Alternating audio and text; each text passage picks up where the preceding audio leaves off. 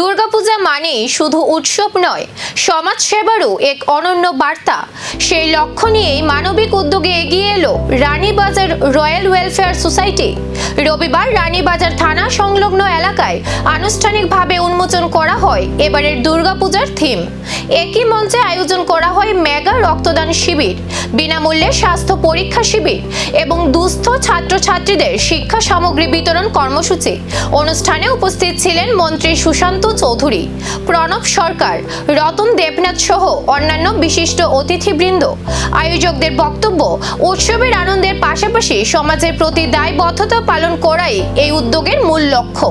পূজার আবহে মানব সেবার এই বার্তা ইতিমধ্যে সাধারণ মানুষের মধ্যে ইতিবাচক সাড়া ফেলেছে। রানীবাজার স্থিত প্রসিদ্ধ ক্লাব বা সামাজিক সংস্থা এবং জিরানিয়া মহকুমার অন্যতম ক্লাব রয়্যাল ক্লাব, তারা প্রতি বছরই বিভিন্ন সামাজিক কর্মকাণ্ডে নিজেদেরকে লিপ্ত রাখেন এবং আজকেও রক্তদান শিবির এবং স্বাস্থ্য শিবির এই মহতি কাজে তারা নিজেদেরকে লিপ্ত রেখেছে।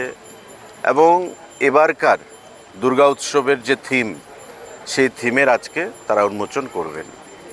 আমাদের সঙ্গে আছেন আমাদের মহারাজ রামকৃষ্ণ মিশনের, আছেন বিশিষ্ট সমাজসেবী এবং আমাদের প্রেস ক্লাবের সম্পাদক প্রণব সরকার মহোদয়, আছেন আমাদের এই রাজ্যের বিশিষ্ট শিল্পপতি, এই রানীর বাজারেরই বাসিন্দা রতন দেবনাথ মহোদয়, আছেন রানীর বাজার পৌর পরিষদের ভাইস চেয়ারম্যান প্রবীর দাস, রণজিৎ রায় চৌধুরী এবং বিশিষ্ট ব্যক্তিগণের উপস্থিতিতে এই অনুষ্ঠান তারা যে আয়োজন করেছেন সেটা অত্যন্ত প্রশংসার দাবি রাখে এবং তাদেরই সামাজিক কর্মকাণ্ডে তারা নিজেদেরকে বিগত দিনে যে লিপ্ত রেখেছেন তাই সামনের দিকে এগিয়ে নিয়ে যাওয়ার যে অঙ্গীকার তারা গ্রহণ করেছেন বিগত দিনে, আজকের এই অনুষ্ঠান তারই সাক্ষ্য গ্রহণ করে।